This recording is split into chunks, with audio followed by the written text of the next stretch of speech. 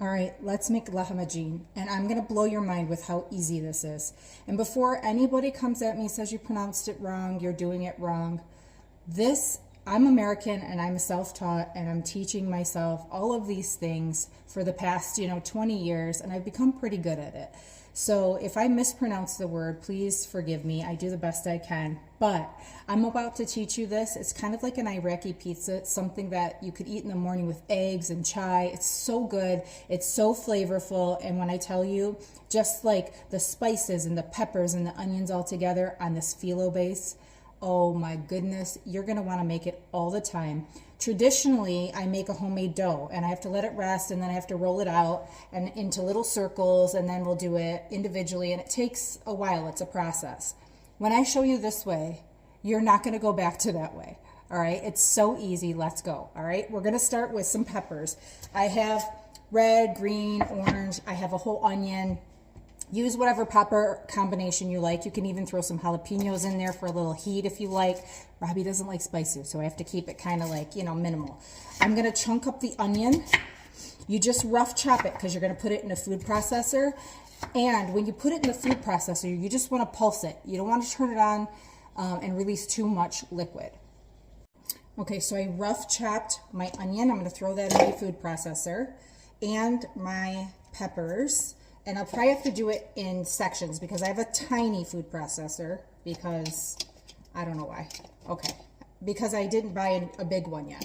All right, so we're gonna put that in there, and I'm gonna fill that up. My little food processor over here, you see it? So I'm gonna have to work in steps. Once I do that, I'm gonna put that and just pulse it. I don't want to put it on high, then all the liquid from these veggies is gonna release, and it's gonna ruin your filling, okay? So just pulse it, and we're gonna continue to do that with the rest of this. Okay, so that's what the pepper mixture looks like. You can see it's not very watery because I've pulsed it, okay? That's what you wanna do. I have 3 pounds of 80 to 20 ground chuck that I'm gonna use for part of the filling. So I'm gonna put in 3 cloves of garlic in the food processor, along with some parsley. This has been washed and dried, and just about a handful of parsley. I'm gonna add a whole tomato. I've cored it out, taken the seeds out, and I'm gonna pulse that really quick in the food processor too. Okay, so here's the peppers, the onion, the parsley, the tomato, the garlic in here. We're gonna add this now to our meat. I've got 3 pounds of ground chuck here because I'm making a lot. And you can freeze them. My family eats these quicker than I can make them, okay? I'm gonna add all of the filling there. We're gonna add some salt. I'm gonna be generous because there's a lot of meat there. I'm gonna add some pepper.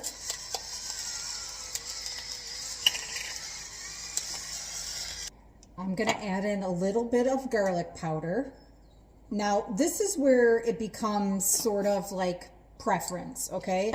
I'm sure that other people add different kinds of spices. This is what I add to mine, and I love the combination, okay? So you might, if you already make these, you may use different spices and add it differently. That's fine. It's all preference. This is allspice. You can find this in every market. It's the best smell. I love the smell of allspice, cloves and cinnamon, all kinds of things all mixed in there. I'm gonna give this a good amount of allspice. Now, I don't measure, so this is a problem, I know, but I can kind of eyeball it. And I'm gonna add, because I have so much meat, I'm gonna add a whole can of tomato paste. This is a 6-ounce can. Okay, now all that's in there, and you're just gonna mix it all together till it's nice and combined, okay? All I'm gonna do is just mix it all together until it's nice and combined. It smells amazing with all those peppers and the garlic and everything. It smells absolutely incredible. Okay, so the next step, we have our meat mixture ready. We're gonna get some phyllo. Okay, this one is 16 ounces, extra fine phyllo. You keep it frozen, and then you have to kind of put it in the fridge, let it defrost. These are the long sheets, okay? Hard to find them at a regular market. Always have them at the Arabic market, okay? But the key is you have to let them defrost, and you have to keep like a wet towel handy because to keep that on top of it because it dries out really quickly. So we're gonna open the phyllo. I'm gonna show you what it looks like. It comes like this with this little plastic thing, and you just, hold on, I don't know if you guys can see what I'm doing. Let me move my tray. I don't have the best camera setup, but look, I do the best I can with what I have. We're gonna take this phyllo gently, and we're gonna open it up, and it's the long sheets, okay? I'm gonna keep a wet towel on this, a clean, moist towel until I'm ready to go. This is gonna keep the sheets from cracking. Okay, the oven is also preheated to 400. I have a cookie sheet here. I have some olive oil. I'm gonna take the olive oil. This is how I do it, okay? And I'm gonna put a generous amount on the cookie sheet, and I'm just gonna spread it around on that cookie sheet, okay?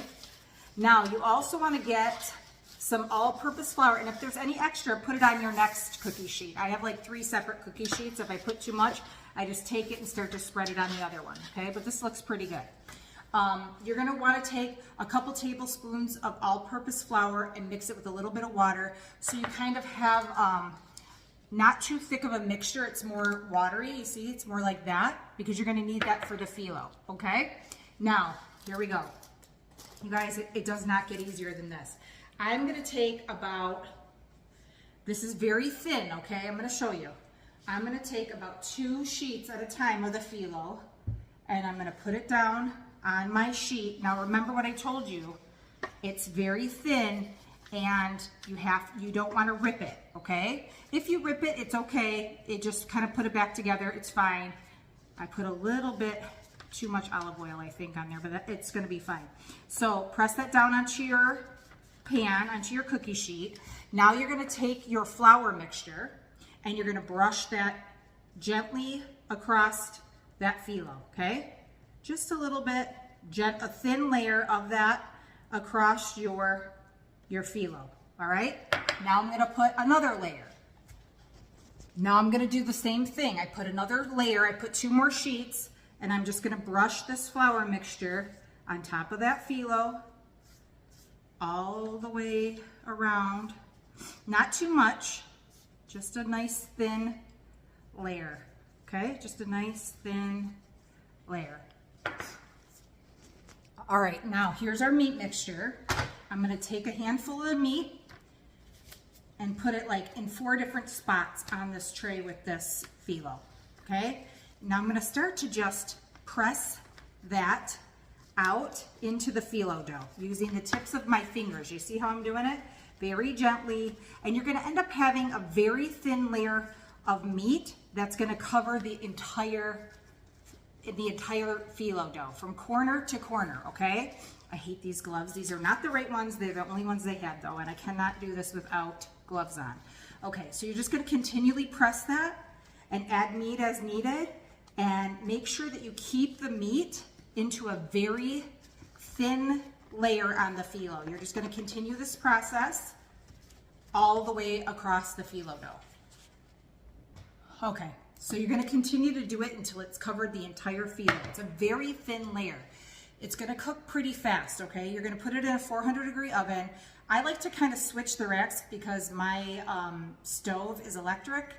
Unfortunately, we don't have gas where I live over here. So it's different for gas stove probably than it is for mine, but just keep an eye on it. You wanna wait maybe, I don't know, maybe 10 minutes or so till the bottom starts to brown, anywhere from 8 to 10.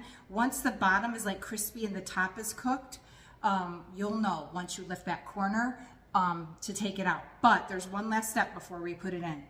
You can skip this step if you want to, but to me, I think it makes it perfect.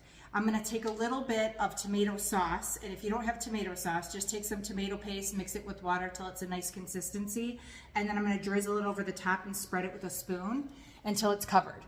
So I'll just take the tomato sauce and drizzle it over the top, okay? And then I'll just use the back of the spoon and sort of like spread it out over it until I get a nice layer of that tomato sauce on top of the meat mixture.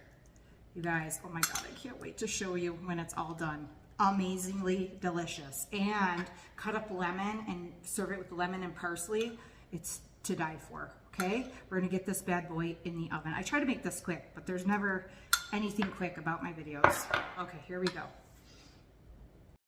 Okay, here it is out of the oven, and I cut it with a pizza cutter into 6 little squares.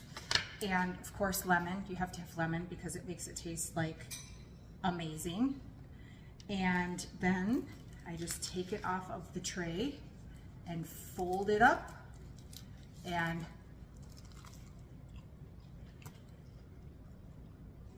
that's it. It's so good. You have to try it. Let me know what you think. A waffy.